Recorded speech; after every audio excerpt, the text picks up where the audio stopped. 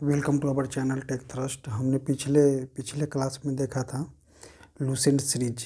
Lucent series का first chapter हमने देखा था इंट्रोडक्शन। अब सेकेंड इंट्रोडक्शन हम देखेंगे। वहाँ तक हमने देखा था, यहाँ तक हमने देखा था, कहाँ तक, अन्य लेखक तक। अब इसमें हम देखेंगे पुरातात्विक संबंध साक्ष्य से मिली जानकारी। पहले हम इंट्रोडक्शन का थोड़ा सा रिव्यू ले लेते हैं। हमने प्राचीन काल में देखा था प्राचीन भारतीय इतिहास के स्रोत। प्राचीन भारतीय इतिहास के विषय में जानकारी मुख्यतः 4 स्रोतों से प्राप्त होती है। पहला धर्म ग्रंथ है, दूसरा होता है ऐतिहासिक ग्रंथ, तीसरा विदेशियों का विवरण और चौथा होगा पुरातात्विक साक्ष्य, जिसमें हमने धर्म ग्रंथ देख लिया, ऐतिहासिक ग्रंथ देख लिया, विदेशियों का विवरण देख लिया। अब हम देखेंगे पुरातात्विक संबंध साक्ष्य। अब हम देखेंगे पुरातात्विक संबंध साक्ष्य। पुरातात्विक संबंध साक्ष्य का मतलब क्या हुआ कि राजाओं द्वारा कौन कौन से उल्लेख किए गए हैं, अभिलेख बनाए गए हैं, वो सब हम देखेंगे। पहला हम देखते हैं इसमें। फर्स्ट हम देखेंगे पुरातात्विक साक्ष्य। पुरातात्विक साक्ष्य में क्या है? भारतीय पुरातात्विक का पितामह, father of Indian archaeological Sir Alexander Cunningham को कहा जाता है। 1400 ईसा पूर्व के अभिलेख 1400 ईसा पूर्व के अभिलेख बोगाज कोई एशियन माइनर से वैदिक देवता मित्र, वरुण, इंद्र और नसात को क्या बोलते हैं? अश्विनी कुमार के नाम मिलते हैं। मध्य भारत में भागवत धर्म विकसित होने का प्रमाण यवन राजदूत हेलियोडोरस। इससे हमें गौर करने की ज़रूरत होगी। मध्य भारत में भागवत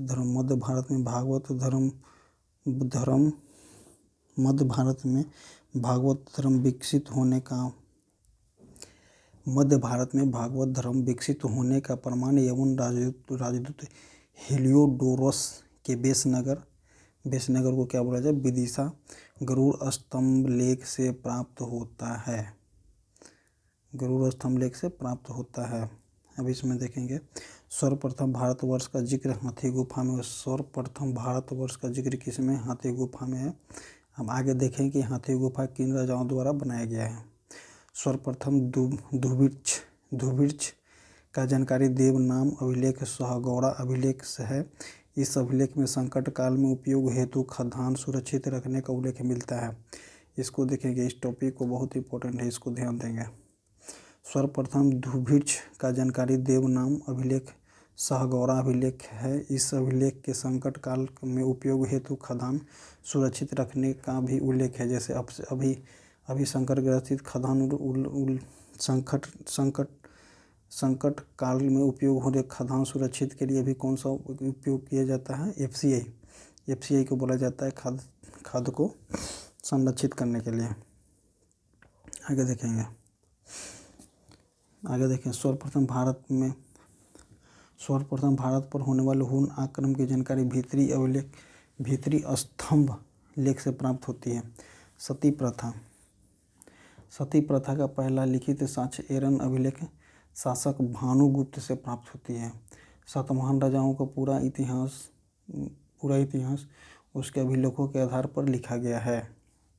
रेशम बुनकर की श्रेणियों की जानकारी मंदसौरा अभिलेख से प्राप्त होती है। कश्मीर नौपाषाणिक पूरा स्थल बुर्ज होम के गर्तवास गड्ढा घर का साक्ष्य मिला है।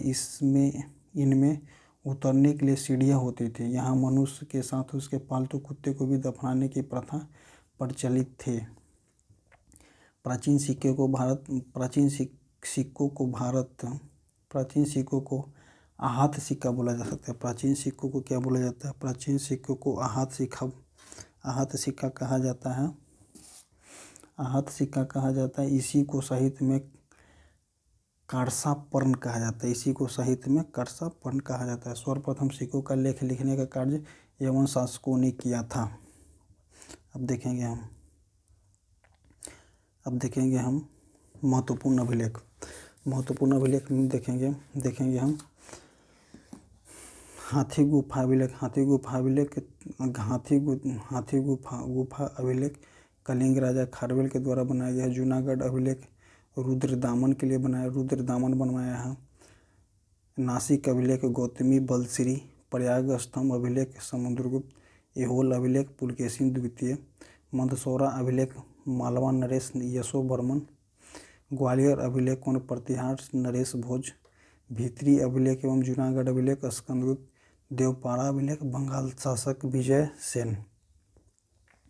अभिलेखों के अध्ययन को क्या बोलते हैं? इपिग्राफी। अभिलेखों के अध्ययन को क्या बोलते हैं? इपिग्राफी।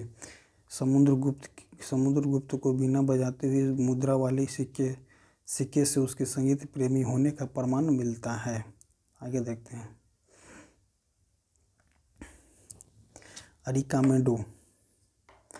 अरिकमेडु पांडिचेरी के निकट से रोमन सिक्के प्राप्त हुए हैं। अरिकमेडु पांडिचेरी के निकट में रोमन सिक्के प्राप्त हुए हैं। सबसे पहले भारत के संबंध सुवर्ण भूमि किसे बोला गया है? सुवर्ण भूमि किसे बोला गया? म्यांमार को। स्वर्ण भूमि किसे बोला गया है? म्यांमार को।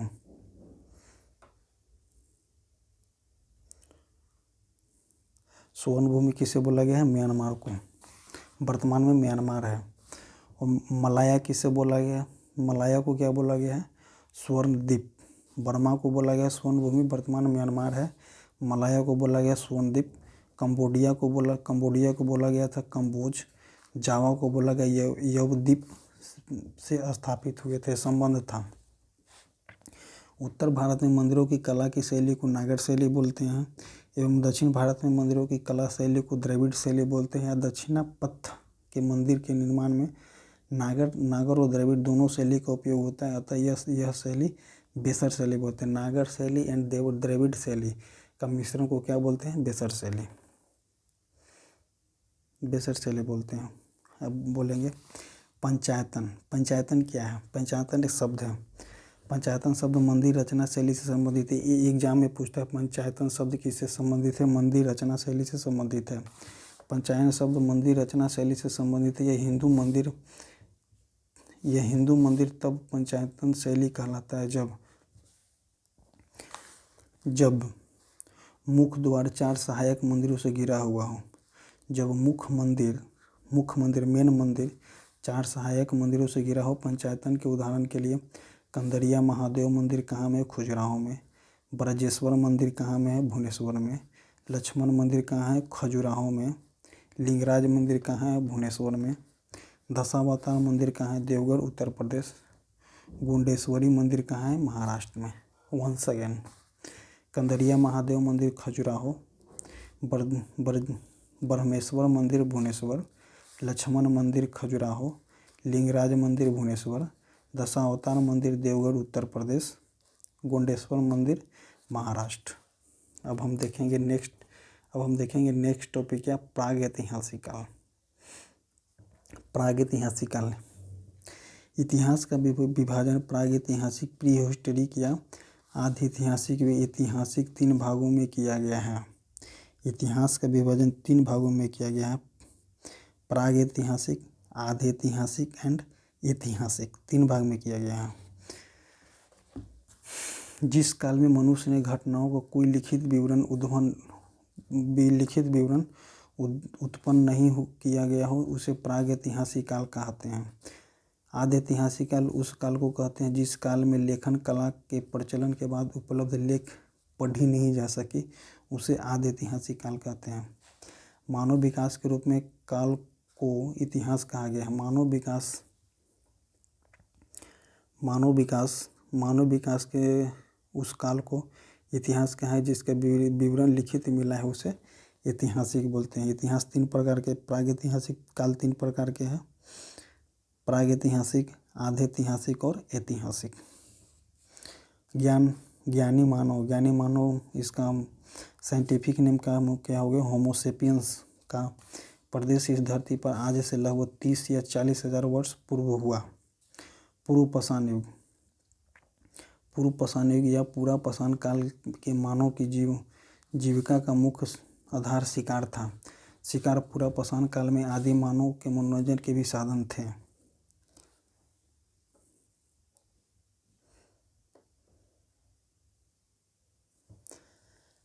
ज्ञानी मानव होमोसेपियंस के प्रवेश से इस धरती पर आज से लगभग 30 या 40,000 वर्ष पूर्व हुआ। पूरा पाषाण युग या पूरा पाषाण काल के मानव की जीविका का मुख्य आधार शिकार था। शिकार पूरा पाषाण काल में आदि मानव के मनोरंजन के भी साधन थे। हम देख लेंगे पहले प्रागैतिहासिक काल से देख लेंगे क्या बोलता है। इतिहास का विभाजन 3 प्रकार से हुआ है, प्रागैतिहासिक, आधैतिहासिक और ऐतिहासिक। जिस काल में मनुष्य न लिखना जानता हो न पढ़ना जानता हो, क्या बोला, प्रागैतिहासिक कहलाया। जिस काल में लेखन कला तो हो लेकिन उसे पढ़ा नहीं गया हो, वो क्या आधैतिहासिक हो गया। और ऐतिहासिक में हो गया कि जो लिखा गया भी हो और पढ़ा गया भी, वो ऐतिहासिक हो गया। ज्ञानी मानव होमोसेपियंस का प्रवेश इस धरती पर आज से 30 या 40 साल पूर्व हुआ था। पूरा पाषाण युग या पूरा पाषाण काल के मानव की जीविका का मुख्य आधार शिकार था। शिकार पूरा पाषाण काल में आदि मानव के मनोरंजन के साधन थे। हर एक वर्ड पे, हर एक लाइन पे कंसंट्रेशन करके अगर आप सुनिएगा तो पूरी तरह से याद हो जाएगा।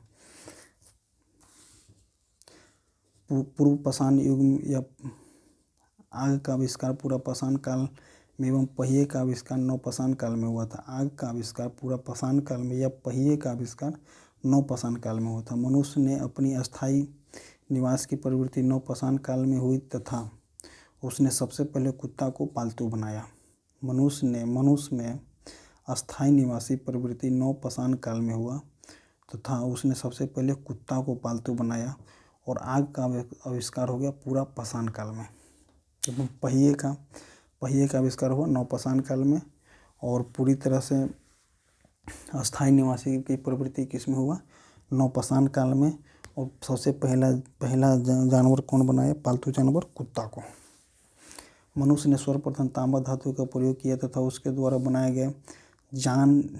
बनाए जाने वाले प्रथम औजार कुल्हाड़ी थे। ये प्राप्त कहाँ से हुआ था, अतिरमपक्कम तथा। यह प्राप्ति स्थल कहाँ से हुआ, अतिरमपक्कम। तथा कृषि का आविष्कार नव पाषाण काल में हुआ। कृषि का आविष्कार कहाँ हुआ, नव पाषाण काल में। प्रागैतिहासिक अन्न उत्पादन स्थान मेहरगढ़ पश्चिमी बलूचिस्तान में अवस्थित है। प्राग ऐतिहासिक अन्न उत्पादन स्थल मेहरगढ़ पश्चिमी बलूचिस्तान में उपस्थित है। पश्चिमी बलूचिस्तान में अवस्थित है। कृषि के लिए अपनाई गई सबसे प्राचीन फसल कौन सा है, गेहूँ है पहली फसल है एवं जौ थी। लेकिन मानव द्वारा सर्वप्रथम प्रयुक्त अनाज क्या है, चावल। ये क्वेश्चन को बहुत ध्यान से देखना होगा। ध्यान से देखना क्या बोलता है। कृषि का आविष्कार नव पाषाण काल में है। प्रागैतिहासिक उत्पादन स्थल मेहरगढ़ पश्चिमी बलूचिस्तान में अवस्थित है। कृषि के लिए अपनाई गई सबसे पहली अनाज कौन सा होगा, कृषि के लिए सबसे पहले गेहूं और जौ। और मानव द्वारा सर्वप्रथम प्रयुक्त अनाज कौन सा है, चावल। चावल सर्वप्रथम प्रयुक्त अनाज।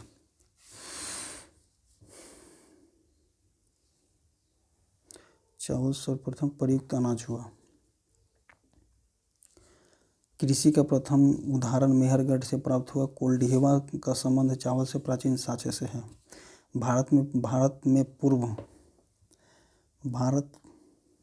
पूर्व स्तर युग के अधिकांश औजार स्फटिक क्या होते हैं, स्फटिक मतलब हो गया पत्थर। स्फटिक पत्थर के बने थे। रॉबर्ट ब्रूसफुट पहले व्यक्ति थे जिन्होंने 1863 ईस्वी में भारत में पूरा पाषाण कालीन औजार की खोज की। और कहाँ में, पलवरम नामक स्थान पर प्रथम भारतीय पूरा पाषाण कलाकृति की खोज हुई थी। भारत में मध्य पाषाण काल के विषय में जानकारी सर्वप्रथम 1867 ईस्वी में हुई, जब C.L. क्लाइकल ने विंध्य क्षेत्र में लघु पाषाण कालीन खोज निकाले। भारत में मानव अस्थिपंजर मध्य पाषाण काल से ही सर्वप्रथम प्राप्त होने लगता है। भारत में नवपाषाण कालीन सभ्यता का प्रारंभ ईसा पूर्व 4000 लगभग वर्ष हुआ। भारत में नवपाषाण कालीन सभ्यता का प्रारंभ ईसा पूर्व 4000 लगभग वर्ष हुआ। आप देखते हैं 4000 लगभग वर्ष हुआ। भारत का सबसे प्राचीन नगर मोहनजोदारो, यह सिंधी भाषा में जिसका अर्थ होता है मृतकों का टीला। असम का श्वेतभ्रू गिबन भारत में पाए जाने वाले पहला एकमात्र मानव भावी कपि है। इसको देखेंगे हम। असम में श्वेतभ्रू गिबन कपि है जो असम में मिलता है। इमामगांव ताम्रपाषाण युग की एक सबसे बड़ी बस्ती है जिसका संबंध जोड़वे संस्कृति से है। भारत में शिवालिक की पहाड़ी से जीवाश्म का प्रमाण मिला है। और इमामगांव से ताम्रपाषाण युग बस्ती का जोड़ियों संस्कृति से मिला है। भीमबेटका गुफा पुरापाषाण कालीन आवासीय पुरास्थल है। भीमबेटका गुफा पुरापाषाणिक आवासीय पुरास्थल है। यह आदि मानव द्वारा बनाया गया शैलचित्र और शैलश्रेयों के लिए प्रसिद्ध है। इन चित्रों को पुरापाषाण काल में मध्यपाषाण काल के समय का माना जाता है। इन चित्रों को पुरापाषाण काल से मध्यपाषाण काल के समय का माना जाता है। ये चित्र भारतीय उपमहाद्वीप में मानव जीवन के प्राचीनतम चिन्ह है। यह मध्य प्रदेश के रायसीना जिले में स्थित है। इसकी खोज 1957 से 1958 में डॉक्टर विष्णु श्रीधर वाकनकर द्वारा किया गया था। भीमबेटका क्षेत्र को भारतीय पुरातात्विक सर्वेक्षण भोपाल मंडल ने अगस्त 1990 में राष्ट्रीय महत्व के स्थान घोषित किया। इसके बाद जुलाई 2003 में यूनेस्को ने इसे विश्व धरोहर स्थल घोषित किया। 2003 में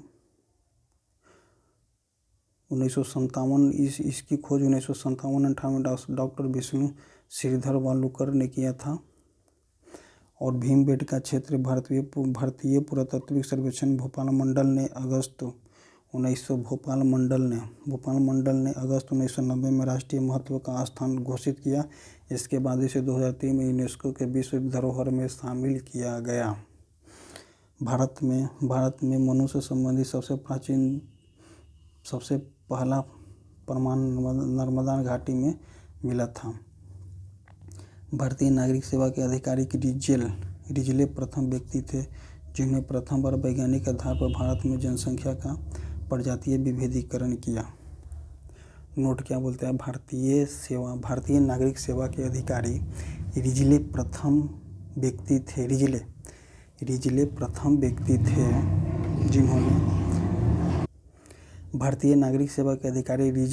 व्यक्ति थे जिन्होंने प्रथम बार वैज्ञानिक आधार पर भारत की जनसंख्या का प्रजातीय विभेदीकरण किया। अब प्रजातीय विभेदीकरण किया आज हमने देख लिया कहाँ से? प्रागैतिहासिक देख लिया। प्रागैतिहासिक में देख लिया क्या? ऐतिहासिक, प्रागैतिहासिक देख लिए, प्रागैतिहासिक, आधे ऐतिहासिक और ऐतिहासिक। कल हम देखेंगे कौन सा? सिंधु। कल हम नेक्स्ट टॉपिक देखेंगे सिंधु सभ्यता।